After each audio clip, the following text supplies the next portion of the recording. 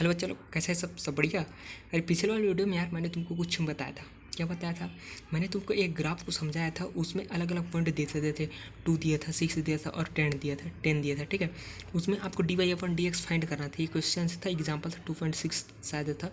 ठीक है, वो वाला दिया था, उसको मैंने एक्सप्लेन किया। तुम लोग अगर नहीं देखे वीडियो को तो इसको देखने से पहले उसको एक बार देख लेना। मैंने उसमें तुमको अच्छे से समझाया है कि dy/dx कैसे अलग अलग पॉइंट को निकालते हैं, कैसे एंगल को लिया जाता है ना।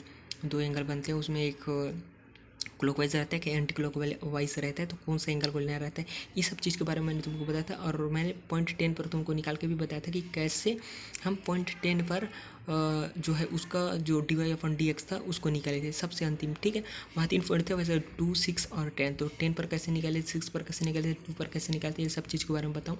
अगर नहीं देखे होगे तो पिछले वाले वीडियो में जाकर तुम लोग देख सकते हो। ठीक है, तो आज की इस वीडियो में क्या करेंगे, आज की इस वीडियो में तुमको बताऊँगा कि dy/dx क्या ग्राफ के थ्रू भी निकाल सकते हैं क्या यार? जब ग्राफ दिया है तभी निकाल सकते हैं क्या? ये सब चीज़ के बारे में बताऊंगा, या कि फिर कोई अलजेब्रा की इक्वेशन दिया है तब भी निकाल सकते हैं। ठीक है, तो चलो स्टार्ट करते हैं वीडियो बिना कोई देरी के। ठीक है, तो बेसिकली इसमें क्या है, आपको पिछले वाले वीडियो में मैंने जैसे बताया था ना, टेन थीटा कैसे निकाले, dy/dx कैसे निकालते हैं। तो आज क्या है, आज आपको यहाँ जितना लिखा है मैं उन सब के बारे में बता रहा हूँ। लिखा क्या चीज़ है इसमें, लिखा ये है कि आपको एक एरिया दिया गया है।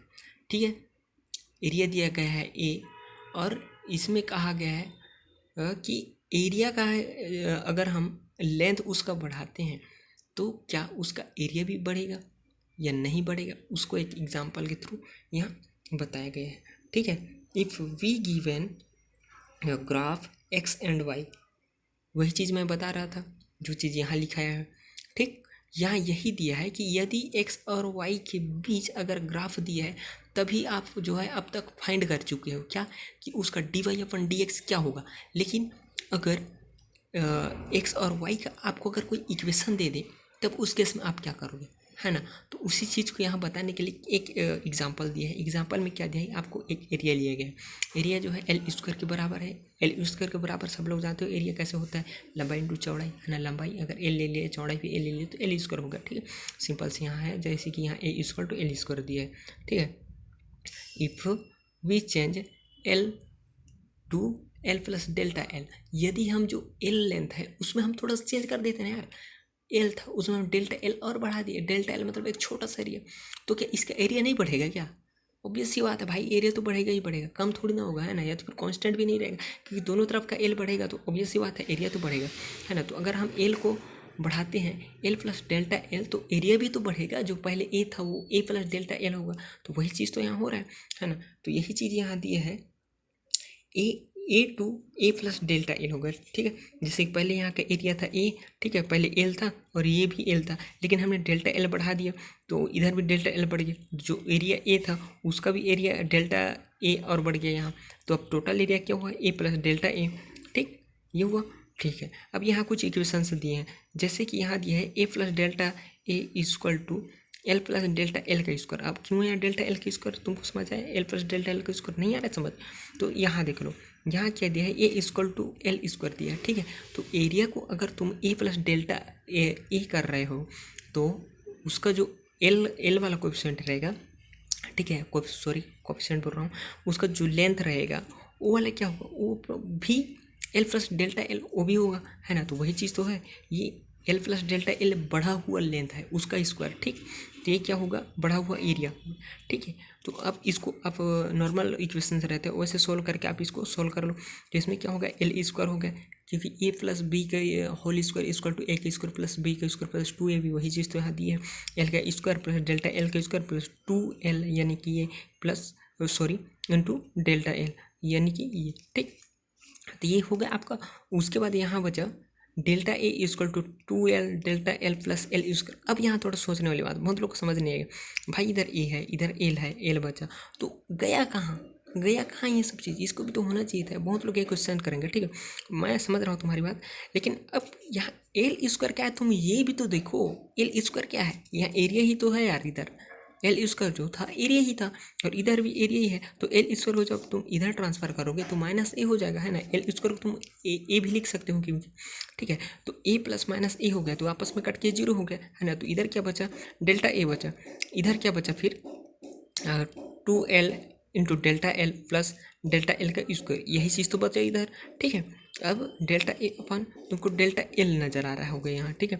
अब लोग को डेल्टा एल कैसे आया, कुछ लोग को समझ तो यहाँ भी नहीं आया होगा मेरे को लगता है, ठीक है।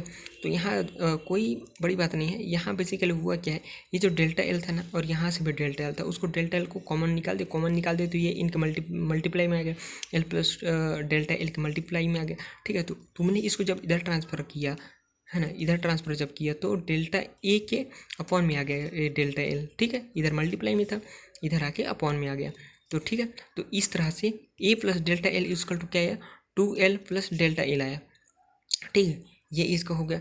अब देखो यहाँ, now if delta L mad smaller and smaller, मतलब इसमें बेसिकली यही दिया है कि यदि यहाँ जो है ये जो डेल्टा एल है ना, उसको हम बहुत छोटा ले लेते हैं। बहुत छोटा मतलब इतना छोटा कि वो लगभग 0 के अप्रॉक्स हो गया, ठीक है, मतलब नेग्लिजिबल के लगभग मान लेते हैं यहाँ। And smaller L plus delta L will approach 2l, ठीक है। अब डेल्टा एल को भाई तुम लोग नेग्लिजिबल मान रहे हो, मतलब इतना छोटा मान रहे हो ना, तो इसका क्या मतलब, तुम उसको 0 के बराबर मान लो ना, भले वो 0 नहीं है लेकिन 0 के बराबर मान लो, है ना। तो वही चीज़ यहाँ कर रहे हैं। तो यहाँ क्या बचा, D A upon D L equal to limit delta L approx tends to 0 D A upon D L equal to 2l आ गया, ठीक है।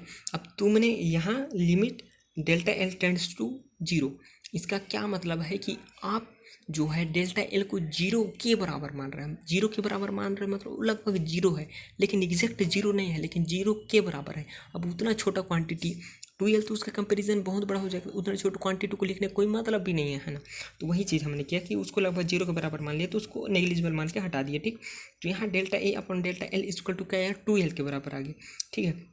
तो इसी चीज़ को आगे यहाँ टेबल में दिया गया है, उस चीज़ को मैं तुमको आगे नेक्स्ट वीडियो में बताऊंगा, ठीक है। टेबल दिया है, उसमें से कुछ फंक्शंस दिए हैं dy अपॉन dx का, ठीक है।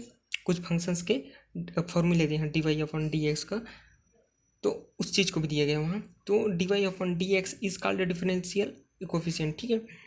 तो यहाँ क्या है, dy अपॉन dx, अब तक हमने क्या बोला है, रेट बोला है, तो इसको क्या बोलते हैं, डिफरेंशियल कोफिशिएंट भी कहते हैं, या फिर इसको derivative of y with respect to x भी कहा जाता है, ठीक।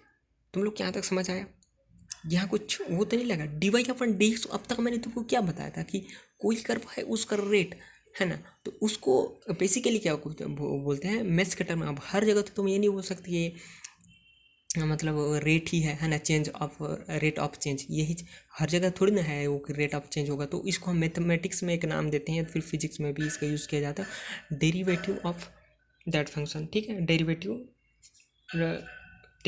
ऑफ दैट फंक्शन मतलब कोई फंक्शन दिए है और जिसके रिस्पेक्ट में दिया, जैसे कि यहाँ दी है y विद रिस्पेक्ट टू एक, मतलब y x के रिस्पेक्ट में डिफरेंशिएट हो रहा है, ठीक है। या तो फिर इसी का नाम देते हैं डिफरेंशियल कोएफिशिएंट। तो इस तरह से ये वीडियो होता है। तो आई होप तुम लोग को ये समझ आया होगा, और इस वीडियो में जितना भी बताया तुम लोग को अच्छे से समझ आया होगा। अगर अच्छे से समझ आया तो ठीक है, आप लोग आगे पढ़ते रहिए, और नहीं आया तो कमेंट में बता देना, मैं फिर से एक बार समझा दूँगा, क्योंकि कहीं कहीं मेरे को ऐसा लगा कि मैं तुमको अच्छे से समझा नहीं पाया हूँ, लेकिन आई होप मैं पूरा कोशिश किया हूँ। अगर तुम लोग को समझ आया तो ठीक है, आप पढ़ते रहिए और वीडियो नेक्स्ट देखते रहिए। इसका अगला पार्ट भी और आएगा, जिसमें आपको वो जो बॉक्स था उसके बारे में बताऊँगा, ठीक है। Okay bye.